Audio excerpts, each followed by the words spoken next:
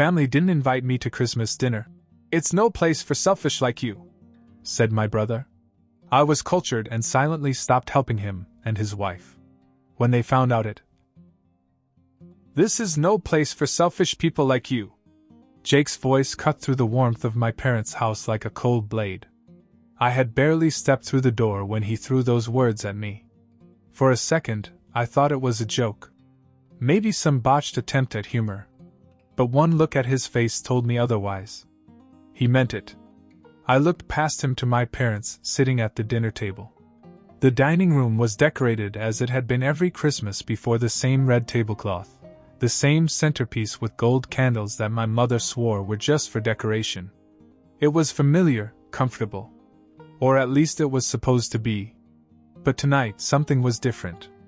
My mother looked away. My father crossed his arms. No one rushed to correct Jake. No one told him to stop. They agreed with him. I tried to stay calm. What are you talking about? Jake scoffed.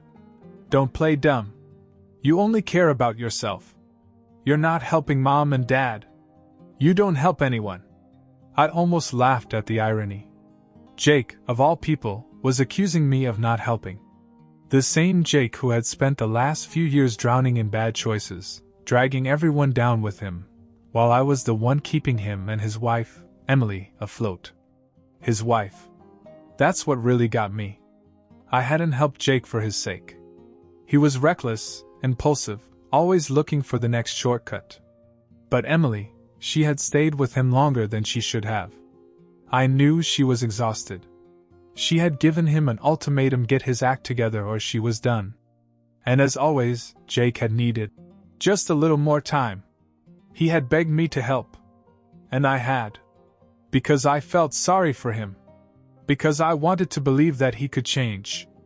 But now, standing in my parents' house, being accused of selfishness by the person who owed me everything, I felt something shift. I turned to my parents. Is that so? My father didn't hesitate. Jake helps us. You don't. Unbelievable. The money Jake used to help them? That was my money. Every time their refrigerator was full, every time a bill was paid, it was because I had sent money to Jake. But they didn't know that. And they obviously didn't want to know. Jake grinned like he had just won something. Yeah, you should go. I should have been angry. I should have thrown everything in their faces, told them exactly where their precious support had come from. But what was the point? They had already made up their minds. So I didn't argue. I didn't fight. I just turned and walked out. Christmas Eve. Snow was falling in soft flakes as I got into my car. The world outside looked peaceful, a stark contrast to the mess I had just left behind. I drove home in silence, not even bothering to turn on the radio. I spent Christmas alone that night. Just me and my cat, Luna, sitting in the dim light of the Christmas tree. No messages. No phone calls. Nothing. For years I had given and given. And now that I had nothing left to give, they had no use for me. But if they thought I'd continue to pay for Jake's life after this, they were in for a surprise. The next morning I woke up in a quiet apartment. Only Luna stretched out next to me, her paws kneading my blanket. No Merry Christmas texts. No missed phone calls. Nothing. I wasn't surprised, but it still felt strange. I had spent every Christmas since I could remember with my family. Even when I was busy, even when work piled up, I always made time. And now? It was as if I never existed. I made coffee, sat by the window and watched the world outside go on without me. Kids playing in the snow, neighbors walking their dogs, someone across the street carrying a huge Christmas bag, probably full of presents. A normal Christmas for everyone else. For the first time in years, I had no responsibilities. No fake smiles, no pretending I didn't see the favoritism, no being the family ATM. It was strangely peaceful. Then my phone buzzed. For a second, I thought maybe it was Mom. Maybe she'd realized how unfair this was. Maybe she'd called to set things right. But no. It was Emily. I heard what happened. I'm sorry. You don't deserve this. I stared at the message. She wasn't the type to get involved in Jake's mess. She usually kept quiet, tried to keep the peace. The fact that she reached out meant more than she probably realized. I texted back. Not your fault. Merry Christmas, though. She replied almost immediately. Merry Christmas. And thanks for everything. I mean it. I didn't know what to say, so I just left it at that. The next week went by without a word from Jake or my parents. Then, on January 2nd, my phone rang. It was Jake. I let it ring. A minute later, a text appeared. Where's the money? I grinned. He was predictable. He didn't care about the fight, about Christmas, about family. All he cared about was his next handout. I didn't answer. A few minutes later my doorbell rang. I wasn't surprised to see Jake standing there, looking annoyed. He had this look like he expected me to laugh it off, give him the money, and move on like nothing happened. I opened the door but didn't step aside. What do you want? You know what I want, he said. It's the second. You should send the money. I leaned against the doorframe. Yeah, about that. I'm done. His face twitched. What do you mean you're done? I mean I'm not paying for your life anymore. Figure it out. He let out a short, humorless laugh. You're serious? As serious as I was when you told me to leave on Christmas. His jaw clenched. You know what happens if I don't have the money, don't you? You know Emily Dash. I cut him off. Emily's not my problem. Neither are you. For a second, I thought he was actually going to hit me. His hands clenched into fists, his face flushed. Then, instead, he scoffed and turned away. You'll regret this, he muttered. I doubt it. I closed the door. He knocked a few times, harder each time, but I just grabbed my phone and held it up. I'm calling the cops. That was enough to make him leave. But that was only the beginning. I thought that was the end of it. That Jake would get the hint, figure out his own life for once, and leave me alone. But I should have known better. 3 days later I heard a knock on my door. I wasn't expecting anyone, so I looked through the peephole. My parents. Great. I considered not answering, just letting them stand there until they got tired and left. But I knew they'd just come back, so I sighed and opened the door. My dad was stiff, arms crossed. My mom looked worried, but in that performative way, like she was more worried about keeping up appearances than actually understanding what was happening. Can we come in? My dad asked. I didn't say anything. I just stepped aside. They walked in like they owned the place, my mom sitting on the couch, my dad standing by the door like he was about to start a lecture. I didn't sit down. I leaned against the counter and waited. Jake told us what you did, my dad said. I raised an eyebrow. You mean what I didn't do? My mom sighed. Oliver, he's your brother. He needs help. He always needs help, I said. And for years I was the one who helped him. Do you know why he was able to help you? Because he used my money. They both looked uncomfortable, like they'd just been told something too complicated to process. My dad cleared his throat. That's not the point. Then what is? I asked. My mom leaned forward, clasping her hands. He's younger than you, Oliver. He's always needed more support. And we love him more, my father added. Just like that. Flat. Casually. Like it was a simple fact, not something that should have hurt. I let out a small laugh. At least you finally admit it. My mom waved her hand as if to brush it aside. That's not what we came here to talk about. You need to start sending him money again. I shook my head. Not happening. My father's jaw tightened. Think of the family, Oliver. You don't just walk out on your own blood. That was rich, coming from them. I looked at them both, really looked, and something clicked. They weren't here because they cared about Jake. They were here because they had gotten used to the money he gave them, my money. And now that it was gone, they were panicking.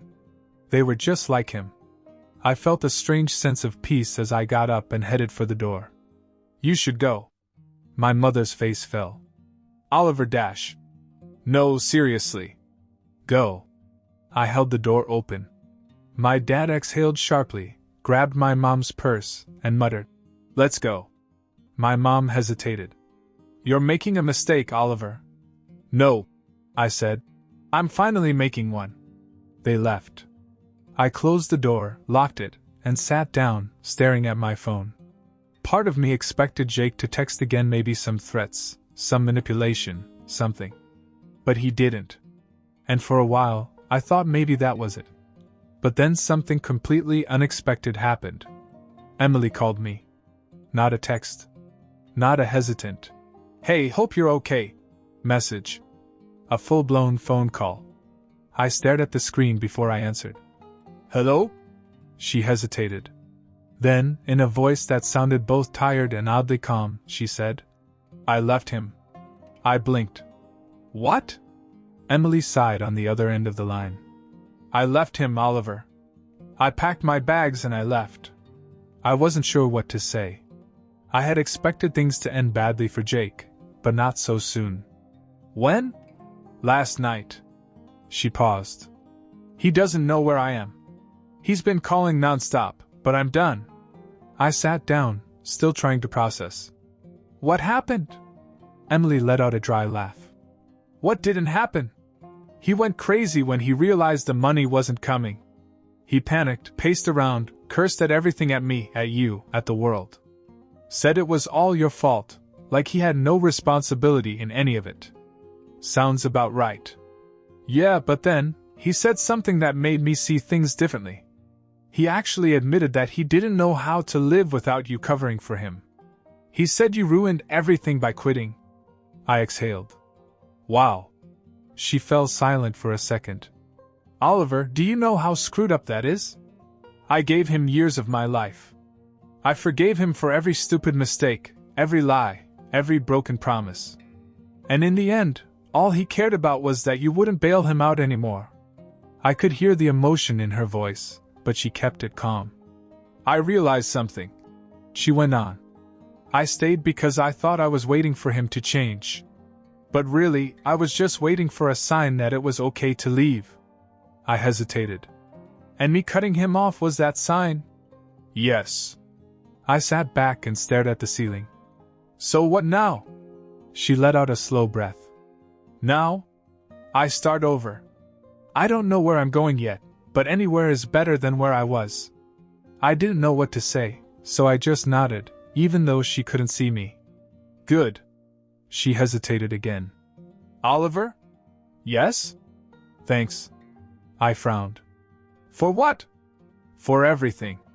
For helping, for being the only person who saw what was happening. She paused. For not being like him. That hit harder than I expected. We talked a little more, mostly about logistics, where she was staying, if she needed anything, if Jake had any way of tracking her down. She assured me that she was fine, that she had everything under control. Then, just before we hung up, she said one last thing that took me by surprise. You know, Oliver, if things had been different, I think I would have chosen you. I didn't even have time to answer before the line went dead. I sat there for a long time, staring at my phone. And then, as if the universe had perfect timing, another message popped up. From Jake. You did this. I hope you're happy. I stared at Jake's message for a while, debating whether to reply. You did this. I hope you're happy. There were so many things I could say. I could tell him that I wasn't the one who made Emily leave, he did that all on his own.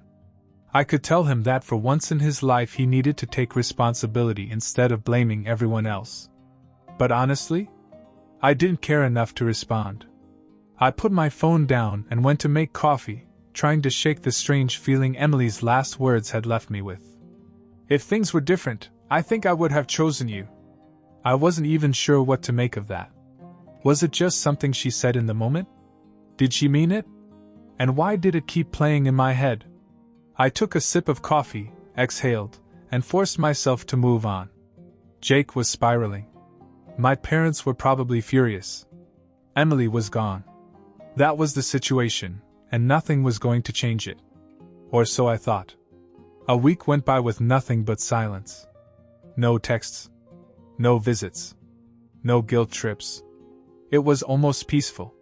Then, out of nowhere, my dad called. I ignored him. A minute later, my mom called. Then Jake. I ignored them all. Then a message from my mom appeared. Oliver, please pick up. It's about Jake. I frowned. I wasn't about to fall for another manipulation attempt, but something about the way she phrased it felt wrong. I sighed and finally answered when she called again. What? Her voice was shaky. It's Jake. He's not doing well. I almost rolled my eyes. Not my problem. No, Oliver, listen. She took a deep breath. Emily left, the money stopped coming, and then his job fired him. He's not eating, he's not leaving his apartment. He hasn't showered in days. Your dad and I have tried to talk to him, but he just sits there staring at the wall. He's completely shut down. I was silent for a moment. I had expected him to struggle, to fail, to face the consequences of his actions. But this was worse than I could have imagined. What do you want me to do about it? My mother sniffled. You're his brother. I clenched my jaw. So? You have to help. I almost laughed. I have to? Yes, she insisted. He's always needed you, Oliver. He's always looked up to you. I shook my head. No. He's always used me. And the second I stopped letting him, he turned on me. She started to cry. So you're really going to let your brother fall apart? Just like that? I took a slow breath. Mom, if Jake really wants to change, he has to do it. Not me. She sobbed harder. But he's alone. So was I at Christmas. Silence. Then she whispered in the softest voice. We were wrong. I hadn't expected that. I let out a breath. Yes. You were. She sniffled again. Will you at least go see him? Please? I hesitated. Every instinct in me told me to go. He wasn't my responsibility. He never was. But against my better judgment, I found myself saying, fine. Once. But that's it. I hung up before she could say anything else, grabbed my coat, and left. I wasn't prepared for what I was about to walk into. I pulled up to Jake's apartment and just sat there. I wasn't sure why I had agreed to this in the first place. Maybe to prove a point. Maybe to see if he'd really hit rock bottom. I knocked. No answer. I knocked again. Jake, open up. Silence. I tried the door. Unlocked. The smell hit me first, stale air, sweat, and something rotten. Clothes were everywhere, takeout containers stacked on the coffee table, a half-empty whiskey bottle on the floor. The curtains were drawn, the only light coming from the TV playing some random reality show. Jake was on the couch, staring at nothing. He looked terrible. Unshaven, dark circles under his eyes, wearing the same clothes as before. Next to him was a plate of untouched food. I stepped in. Jesus, Jake. Nothing. Not even a blink. I sighed. You're just going to sit here and rot? No answer. I shook my head. Mom thinks I can help you. But I'm not here to hold your hand. If you want to fix this, get up. If not, I'll leave and you'll be on your own. He didn't move for a long time. Then, just as I reached the door, his voice broke. I don't know how. I turned around. He actually looked scared. Lost. I should have walked out. I wanted to. Instead, I exhaled. Fine. One chance. You pay me back every cent. You blow it? I'm gone. He swallowed hard and nodded. I didn't really believe him. But I stayed anyway. Helping Jake was exhausting. At first I thought he'd snap out of it quickly, but it wasn't that easy. He was a mess, barely eating, barely talking, completely useless at figuring out his next steps. It took 3 days just to get him to take a shower, and another 2 to get him to leave his apartment. He wasn't just broke, he was in debt. His credit cards were maxed out, his bills were overdue, and with no job, no savings, and no backup plan, he had nothing. He was falling apart. I helped him put together a resume because, of course, he never bothered to update it, and made him apply for jobs. He hated every second of it. He wasn't used to working for things. He was used to me solving his problems. One night, as I was helping him sort out his finances, I got a call. It was Emily. I hesitated before answering. Hey, she said. How's he doing? I glanced at Jake, who was slumped on the couch, scrolling through job listings like it was torture. Pathetic but alive. She let out a dry laugh. Sounds about right. There was a pause. Then she asked, Why are you helping him? It was a good question. One I'd been asking myself since the moment I'd walked into his apartment. I sighed. I don't know. Maybe I just wanted to see if he could really change. Another pause. Then she said quietly, I don't think he will. I didn't answer right away. Just be careful, she added. Jake only cares about himself. Don't let him get you down again. She hung up before I could say anything else. I looked at Jake, still oblivious to the fact that his ex-wife had just warned me about him. For the first time since I'd started helping him, I wondered if I'd made a mistake. Helping Jake was one thing. Trusting him again was another. Every day I saw the same patterns: the laziness, the excuses, the entitlement creeping back in. He applied half-heartedly for jobs, complained when I pushed him, and pretended it was all temporary until someone bailed him out again. It was frustrating. But the weird part? Most of the time, I wasn't even thinking about Jake. I was thinking about Emily. After she called, we started texting more. Nothing deep at first, just random check-ins, little conversations. But it wasn't long before our messages stretched into late nights, before I found myself looking forward to hearing from her.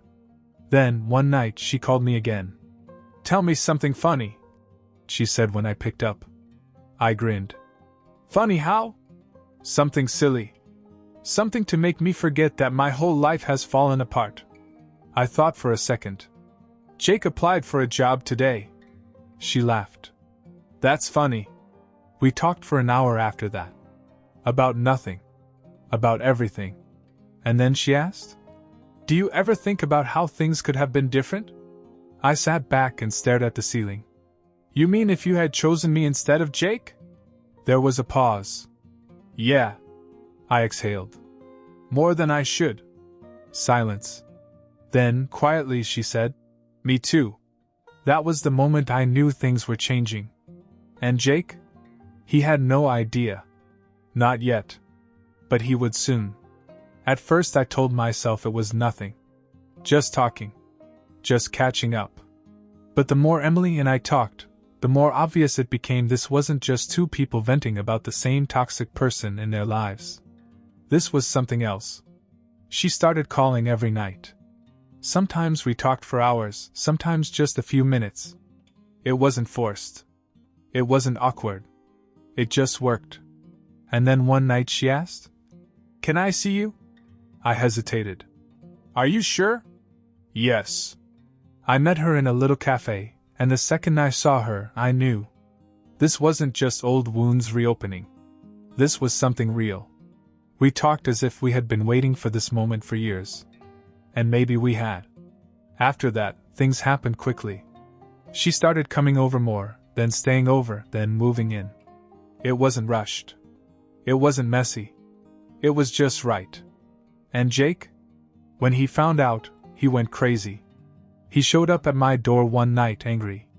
You stole her from me. I crossed my arms. You lost her all by yourself. He clenched his fists. You're supposed to be my brother. I shrugged. You're supposed to be a decent husband. He stormed off after that, muttering something about how I had ruined his life. But the truth? He had done it all by himself. Then came the real surprise: our parents stopped defending him. After I cut him off financially, he went to them for help. But the moment he couldn't give them anything in return, They turned their backs on him. I heard from my mother once after that. She called, said she was happy for me and Emily, and then admitted something I never expected. We should have been better to you. It wasn't an apology, not really. But it was close enough. And Jake? He faded into the background. No more calls. No more visits. Just silence. Emily and I had built something real together. And now? She's pregnant. We're starting our own family. Jake always thought I needed him. But in the end, he was the one who lost everything.